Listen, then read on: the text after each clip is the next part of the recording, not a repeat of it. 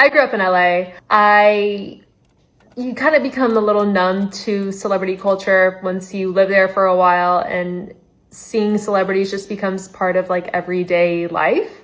One day I was out to lunch with my mom, my sister, and my aunt for my aunt's birthday.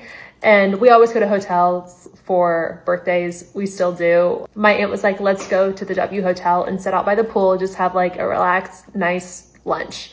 We show up for lunch and we're sitting there, we're mid-conversation, and we're from Atlanta. So my mom and aunt have like a very thick, charming, sweet Southern accent. I don't have it since I moved to LA when I was 8, and my sister kind of doesn't have it, but theirs is strong and thick.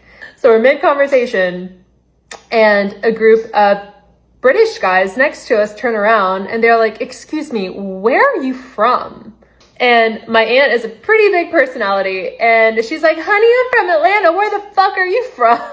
So that broke the ice. Everybody started laughing and I had recognized them because I'd seen them on TV and I was in the music industry for a while, so I knew who they were. This was one of their first times in LA. They asked me what I was doing that day, like, where do you go? What's like fun to do around here? So I was like naming like, oh, have you gone to In-N-Out Burger? Have you gone to Millions of Milkshakes? That place was so good. If you remember, you know. I was like, do you guys want to come along? And so some of them did. And we kind of just developed a friendship. A few days later, they told me that they were going to be doing a show in Atlanta and if I was going to be there. And I was like, oh my God, yeah, we actually are visiting family. It's my nephew's birthday. So they're like, well, come to the show. I ended up going to the show. My family did too. And it was really fun. It was in Duluth, which is where I was born. The show was great. I was like talking to Josh from like the stage.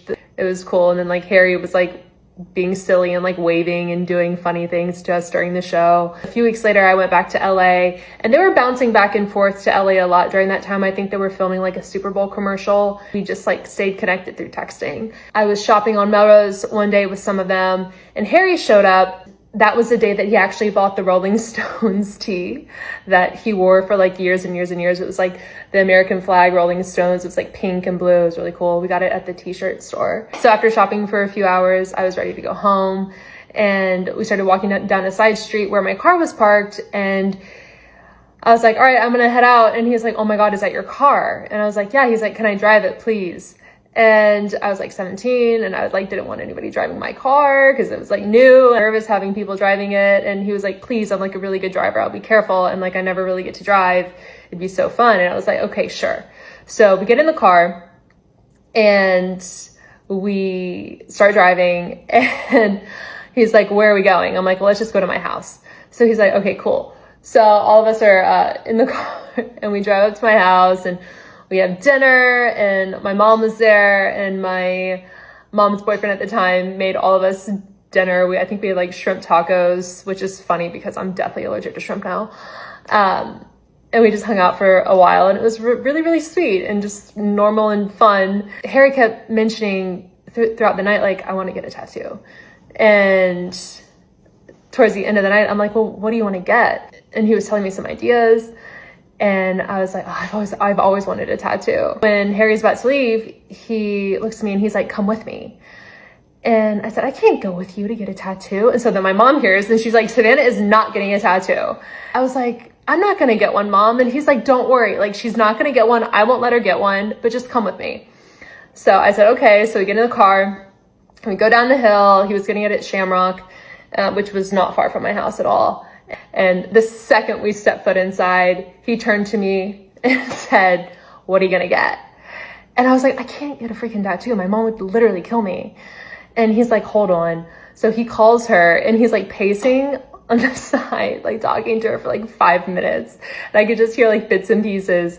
And then he comes back with a huge smile on his face and he's like, you're good, you can get one. Then he's like, hold on. He goes and grabs a big piece of paper and a pen and he's just like drawing something for like 5-10 minutes. And he's like thinking and sketching and then like crossing stuff out that he didn't like. And then he walks up to me with a piece of paper. He's like, get this. And I looked at it and it was a heart. I was like, this is so cute. And you like it? I'm like, I love it. And I'm like, but it's too big. I need it smaller. He's like, okay, we'll make it smaller.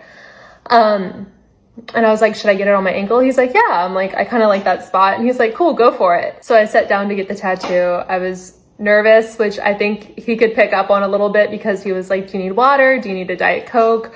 Are you okay? And I was like, yeah, I'm just like really excited.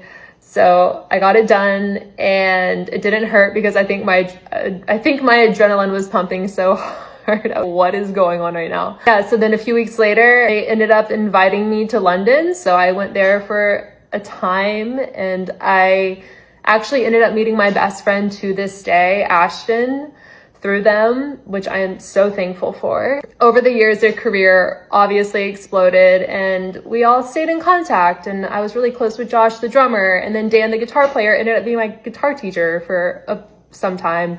And everybody was just so kind, from their crew, from their family, everybody. Went to a bunch of shows. I actually went to their last show at MetLife Stadium. And we went backstage, we were in their dressing room, and my mom Harry like ran over and got to hug my mom. And it was just like a really sweet, like family feeling. Like it was really wholesome and it was just really nice. People ask if we're still in touch, and no, I haven't been in touch with Harry for a very long time.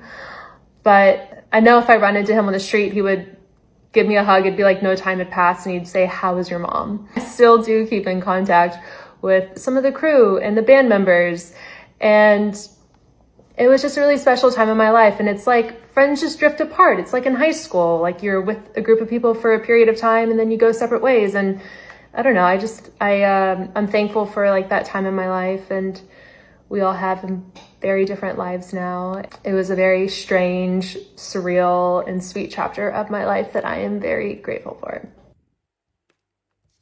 Story of the time I almost got away with sneaking 2 boys in the house. So boom, it was 2020 and we lived in a really small town. It was a remote area, all the houses were around each other, but the stores were pretty far away. This day, my mother said she was going to run some errands, and that meant she had to leave town to go to all the stores. Meaning, I had the house to myself for a couple of hours. But boom, I called my best friend, we're going to call her Mimi. I told her, come over, you can chill with me for the rest of the day. She like, all right, bet. She come over, and when she get there, we realized, like, we're not using this free house to its full potential. Where the niggas at? So we like, all right, let's text and see who gonna slide. So I text this boy I've been talking to a minute. We gonna call him Bando. I got the free, you trying to slide? Yeah, I'm on my way, but I'm bringing my homeboy. 2-man, bitch! I straight tell Mimi, oh, we set up for a 2-man. She like, all right, bet. We hyping shit, but bitch, we gotta make some preparations. We running upstairs. We both taking turns alternating around the room because we gotta get everything fixed. We know they ain't coming for nothing. But boom, we take an everything shower. Shave down to the gristle. We did our hair, our lashes, bitch, we tea. We go downstairs on the couch sitting pretty or whatever, waiting for them to come.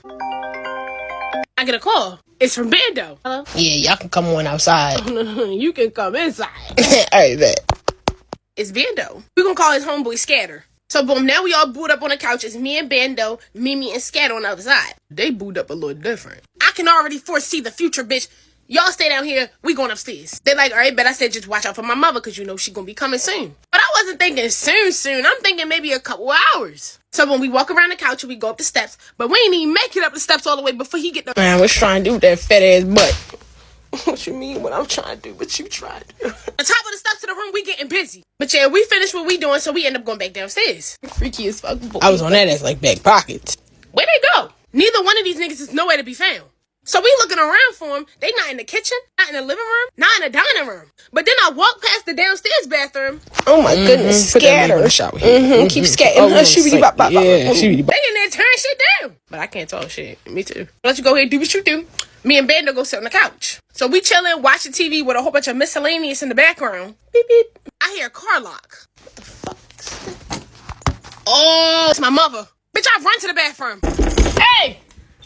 They butt-ass naked down to the socks. Every man for themselves. I straight tell Bando, go out the back door and run. Like, all right, he got to fuck up out of there. I'm running to the bathroom trying to check on them. All I hear is... Step in my skirt. Oh my God, are you okay? No, I'm not okay. Box, though. Like, you want my... Just fucking move. Oh my God. I'm cooked. But Scatter finally got his shit on, and he trying to run out the back door. My mother knocking at the door. But he almost in the kitchen at the back door, so I'm like, okay, fuck it. I go to open the door. Hey, Mom. Why this nigga fall? She look at me. I look at her. I get the shaking. Move out the way. Before I could even come up with something, get the fuck on. Gonna push me down to the floor. Mimi got your ass and ran upstairs, snatched Scatter up and made him sit on the couch. She's sitting there asking, why the fuck is he here? But I'm quiet, because this ain't my nigga. Scatter straight like I was here with Mimi. Where the fuck is Mimi? Upstairs. She thumping up the steps. I'm sitting down here shaking. All I hear is, get your ass from under the bed. Come here now. She snatched her ass up and brought it downstairs. My mother like, so why the fuck is this nigga here? Why are you bringing niggas in my house? Why are you letting her bring niggas in my house? Mimi eyes balling. I'm pleading the fifth. This bitch gonna say something. It wasn't just me. She had one too. I smacked the taste out of that bitch mouth. And then my mother whooped everybody ass. Me, Mimi, and Scatter. The only one that made it away was my nigga. Go get in the fucking car. You stay here. She took Mimi and Scatter home, came back and wore my little ass out. Took my phone, my computer. I ain't get none of that shit back till like 4 months later. I finally got to check my phone. I go text Bando. I'm blocked. And the last thing he said was, your mother crazy as fuck. I know. And me and Mimi, bitch, we had to fight that shit out. We still cool, but bitch, I needed that. I don't know if she still talked to Scatter, but that's it. I keep telling y'all every time, stop sneaking niggas in your house. And find a friend that's gonna hold you down. Always have an escape route. And I don't know why y'all don't do this, but check and see where your mother at. I'm so bad. Don't ever work at Target ever. I make $16 an hour.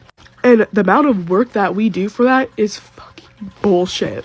So I work in style where I've been put in 3 zones. And we do something called pulls, where we go to the back and there's a crap ton of items that we have to pull.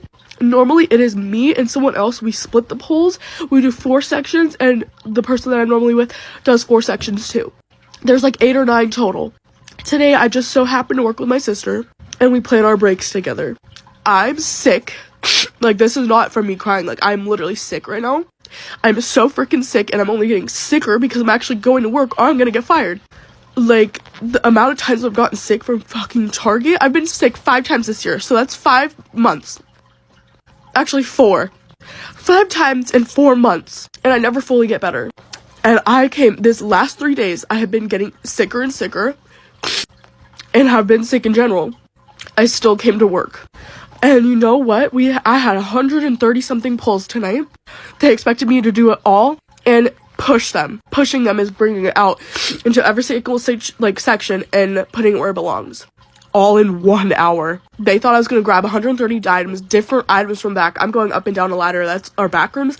There's boxes, hundreds of boxes on like these huge rows. There's A, B, C, D, E, F, etc. for different sections. And then there's an A and B side. Like, it is huge in the back. So there's 130 DCPIs. Actually, it said 130 boxes in total. That's not counting items inside of those boxes. So I was expected to grab every single one of those items and push them in an hour. Today, I had 3 zones. IHS, men's, and Wild Fable. That they all needed to look perfect. Mind you, I had a 5-hour shift today. 1 hour for pulls, 4 hours apparently for zoning, and then I have a 15-minute break. Today, I got called up to cover someone's 15-minute break for cashiering, and then there was a huge ass line. After the fact, I got off of cashiering, so I had to go back again. Cashiering for about like 30 minutes. Bathroom breaks, needing to get water, that's not included in that either. Helping guests, taking phone calls, I'm doing all of that. I finished men's and I got like 80% done in Wild Fable. Was not able to make it to IHS, was not able to finish my pulls because normally we split those in half and then we'd put it on Metro. They just changed it to where now we have to push them. And apparently I'm doing everybody's pulls and nobody else has to do it in my zone or in my group, which is style. Why am I doing everybody's pulls and expected to push them? That is ridiculous. Nobody else has to do that. I'm being so targeted and so singled out. The cherry on the top is that I'm freaking sick. I told my lead that because I was 30 minutes late today because I'm freaking sick. I feel like garbage. My body's aching so bad. I took ibuprofen and I was waiting for it to kick in. My clothes were dry. I just was 30 minutes late. There was nothing I could do about it. He said that I could take a 5-minute extra onto my 15, which I did. That's not including going up the stairs, and then going into the break room, then setting my timer, coming back out, and then after my break's over, I have to go to the bathroom, because I don't have freaking time normally to go to the bathroom. I go into Wild Fable, not even that actually, before that, I get radioed by another team lead, saying, "Are you off your break yet?" Why are you worried about my break today? No, they don't look at anybody else's break, we just get off whenever we are. And I say, "Yeah, I am. What's up?" And they just said, "Make sure you're working." We're like, "What?" because I have been working today. I've been working my ass off for $16 an hour. Did not think anything of it until just now. Because while I'm in the back, I radio and say, hey, there's only like 30 something left. I was not able to finish pulls, and I'm definitely not able to push it because, are you freaking serious? Who can? If you think you can do it, then go ahead. Because I can't. I'm sick. My body's aching. You think I can go up and down ladders for an hour? And then go push it. That's actually impossible. So after I said that, I said, hey, I wasn't able to finish it. It's in my 3-tier. I don't know what to do. There's 30 something left. I did not have time to push it. He proceeds to go, because I worked with my sister today. We planned our breaks together because we barely get to work together, and we're allowed to have our breaks together. We're not in the same department.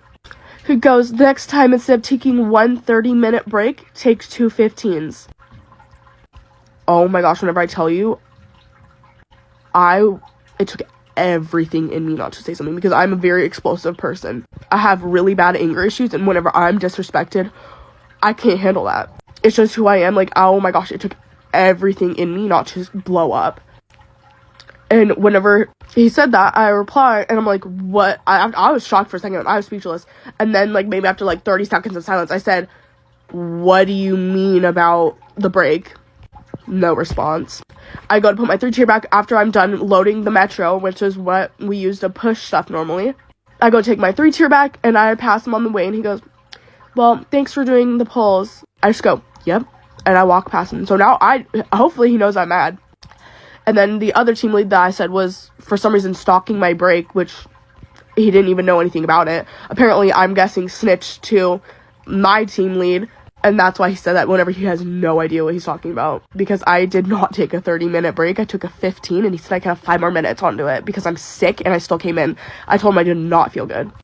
I'm just, like, literally on the way back to here, my home, I'm just crying like silent tears because I'm so angry. Whenever I get so angry, I just start crying. It's like I have no way to release that. I'm so disrespected.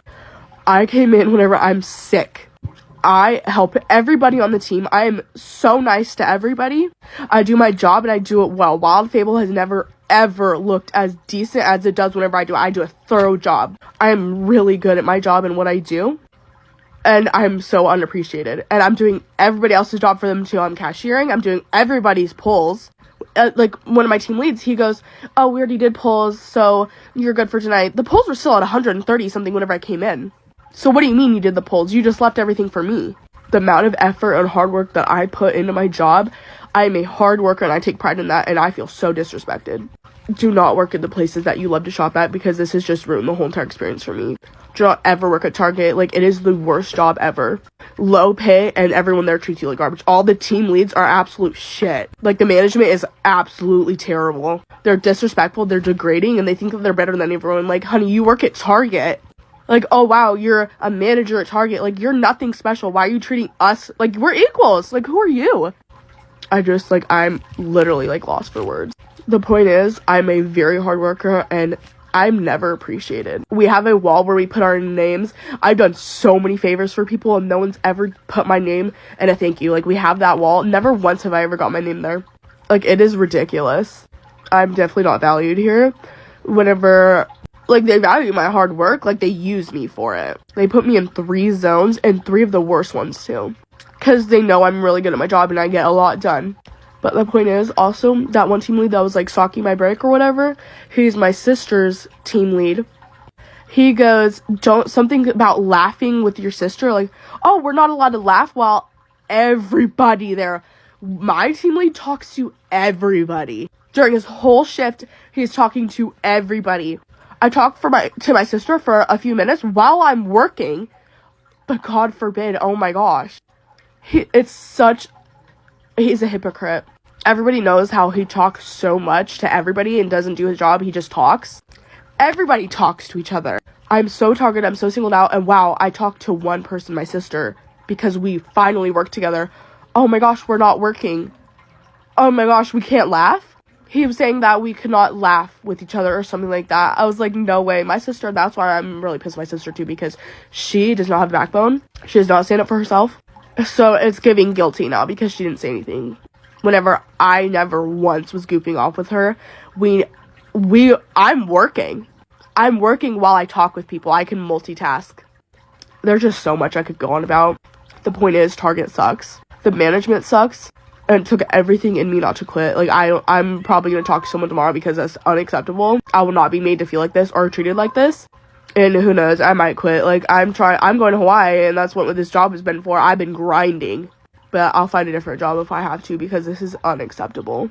Target, do better. My Tinder date went out for a vape, never returned. I'm 99% sure he was on drugs. Here is the worst date I've ever had in my entire life. Now, for a bit of context, his name is Luke. He's from Middlesbrough. He works on a construction site in Belvedere, currently apparently living in Erith. Matched with him on Tinder, spoke to him for 10 days, and here is the date that was awful. So, first and foremost, spoke to him every day, voice noted every day, text every day. Conversation was good, didn't see any red flags, seemed to be a family man, seemed to be quite nice, definite night going to the pub, didn't see any other red flags other than that. On the day of the date, he never texted me good morning, which I thought was a bit odd because he used to text me every day good morning, but then he said he'd been really busy, etc, etc. When I said to him, you know, is it still happening? He said yes. That morning of the date, he called me Katie. He said, good morning, Katie. My name is Georgia. So I was a bit confused. Asked him who Katie is. He said that it was a woman in his office that he worked with on the construction site. I knew it was a lie. Let it slip. We hadn't met. He had no loyalty to me. Whatever. Comes the date. We had agreed 5-6 days in advance that we was getting there for 8 o'clock. I got in a cab at 7:30. Told him I'd be there at 8 o'clock. He said he would be there at 8 o'clock. I'm in the cab. He says to me, I'm running 15 minutes late. Didn't say sorry, just said I'm going to be there at 8:15. I'm like, fine. So I'm sat there. I've got a drink by myself, waiting for him.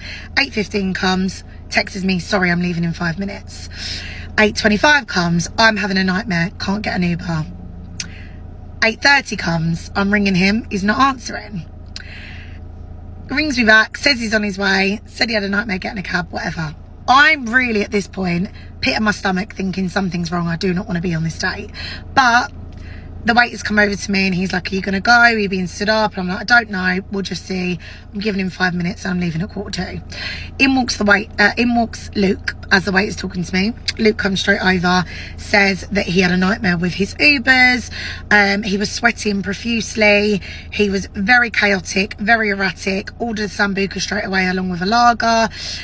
Sat down next to me, grabbed my legs, grabbed my cheeks, went to kiss me on the lips. I was like, what the fuck? Very handsy, very, very uncomfortable. Straight away, did not like him. Knew that I would never see him again, but didn't want to judge him too much and just kind of put it down to there might be nerves. So as the date's going on, he's talking about himself over and over and over and over and over again, sweating, touching his nose. I asked him, are you on packet? He said no. I definitely 100% think he was. I just don't think you should come on a date on packet. It's fucking weird, right? So anyway, I said to him, you do know you need to ask me some questions. You've literally spoke about yourself the whole time. He then was like, I don't need to ask you questions. I've already made up my mind. You're really good looking. You're ginger. You're got good skin. You've got big hips. I really like you. The whole time I would just be sat there trying to have a normal conversation. He'd be like, hey, you're fucking mint, you. Oh yeah, you're sexy, you. Like, just literally gross behaviour from a nearly 40-year-old man. He's got children, by the way, and this is a warning to any girl who's speaking to a Luke from Middlesbrough who's working on a construction site in Belvedere, who lives in Erith. Stay away from this fucking geezer. He is weird as hell. So dates going on and on. I think he's getting the vibe that I'm not interested. I definitely wasn't. I'd actually looked at my phone to get an Uber when he was in the toilet. He came out the toilet, came back, and he was on his phone 24/7. I said to him, you seem a bit distracted. Do you want to go home? He said no. He said, I'm going out for a vape. I'll be back in a second. Grabbed my face and kissed me on the cheek. Went outside and I was like, he's fucking weird. So anyway, I'm sat there. A woman comes over to me. She says, I'm really sorry, darling. I've just seen him run to a cab but like duck down through the window so that you couldn't see, because I was sat facing the window outside. I said, it's fine, to be honest. I've been looking at getting a cab myself. Like, he's really not a fucking bit of me. So anyway, she said the guy I'm drinking with right now actually works on a site with Luke on the construction site. Come and sit with us while you wait for your cab and we'll tell you everything. So I've gone over to the table. Her name is Claire. I'm going to put a photo here, by the way. I'll just pause a little bit. so that you can see her. Claire is a gem. Claire is a random woman in the pub who done the right thing. Girls to the core. She said to me, he has mugged you off. I said, it's fine. I wasn't interested. The guy she was with said he's a prick. Everyone on site thinks he's a prick. He's a cocky northerner who's down here, probably got a life back home, cheated on his missus, got kids, etc. I know he's got kids. He's got a 15-year-old and a 7-year-old, I think, girl and a boy. And they're basically just looking, these northerners down here are just basically looking to bang every type of woman they can. He's obviously realised with you he's getting nowhere and he's done the off. So yeah, that was the worst date of my entire life. Absolutely disgusting. He is a piece of shit. Everything about him was obnoxious, narcissistic, self-centered, vile man. Should never leave a woman sitting there. It's dangerous as well. She's on her own in a space where everyone's drinking. And yeah, I just want to put it out there. If any girls are speaking to a guy called Luke from Middlesbrough who's working on a site in Belvedere and lives in Erith, run for your fucking life, because he is not the one. Trust me. My girlfriend put her hands on me in public last night. How do I move forward? My girlfriend and I have been going out for just over 3 years now. It's been happy for the most part, but as of the last year, we've had more and more fights. Last night, we went to meet 2 new friends for drinks at a bar, and we had a really good time. The 4 of us were talking and shooting the shit, and I'm grabbing my second drink when my girlfriend decided she wanted to go say hi to our mutual friend we ran into with her cousin and some other guy. I watch her go over and sit at their table. Me and my friends are chilling. She's looking like she's having a riot, so all's well. Around 9 p.m. or so, my friends mentioned that some music friends are putting on the second set of their ambient instrumental show in a building 10 minutes away. I gathered my girlfriend, who's pretty drunk at that point. The guy at the table was buying her shots and drinks. We head over. The ambient instrumental set was really beautiful and introspective. Everyone was laying down or sitting on mats. It was a really great way to be capping off the night. With maybe 5 to 10 minutes left in the set, my girlfriend starts nudging me and prodding me, then poking me in my ribs with her fingers. After digging in a couple more times with some real force, I turned to her and asked her why she was doing that. She tells me this is boring and she wants to go.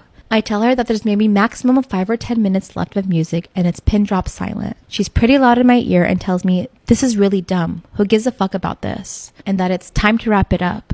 I'm sure some of the other people overheard. When I try to answer her, she goes, "Don't want to hear it, okay? We're leaving." She's clearly agitated when I again reassure her that as soon as it's over, which will be soon, we'll go home. After a minute or so of sitting, she starts grabbing and pinching my calf. Every time she's doing it, it's harder and harder. It got to a point I had to put my fist in my mouth to not make a sound. I eventually had to whip around and told her to cut it out because it hurts. She puts on the same drunk airs as earlier about the whole thing being dumb as fuck. It was embarrassing. The show ends and we get out, say goodbye to our friends, and begin heading home. The whole way she's yelling at me, being combative, walking away from me, telling me I don't care about her, etc. She screams at me saying she deserves better, that I'm not a real man, that she doesn't need me. We have a whole fight the whole way home. I tried to explain that physically hurting me isn't the answer to get what she wants and she could use her words. She goes off and says, "Oh, so I'm an abuser. You're calling me an abuser now." I tell her that isn't at all what I said, and I'm only trying to talk about the situation. She asked me to show her my bruises or evidence. She starts asking me to say something, why am I being like this, etc. She tries packing my clothes and things and says that I clearly don't want to be with her anymore. I tell her that's not it and I want to talk about this when we feel like we can and not in the heat of it. She tries to go to sleep on the couch, but I have to take her back to bed. It's 1 a.m. at this point, and after all of that, I'm exhausted and have to be at work at 7 a.m. During work today, she calls me and says she's sorry about yesterday. She didn't mean to put hands on me or hurt me, that she drank too much and doesn't even really remember a majority of the evening or what she said. She wanted me to pick her up after she's off at work at 9 to talk more, but I told her I needed some space right now since I work early tomorrow morning too. I don't really know what I should do, but my parents being immigrants, I grew up in a household which was like that, gaslighty, hostile, and demeaning. I worry about that behavior because it's not about me. It's about if we stay together and we have kids and that behavior becomes what they experience. I just need advice about this and how to handle moving forward. Okay, he does have a small update. He says, to clarify, she doesn't have a drinking problem. We didn't have any dinner that night. We were going to grab something after the show and didn't. So I'm sure between that and being pretty light, plus having drinks and shots contributed to her state. She doesn't get physical or has a history of it. She definitely has a hot temper though and allows her emotions to dictate her words and actions, which we've spoken about in the past. I brought up professional help and therapy in the past and she's told me that it wouldn't help her.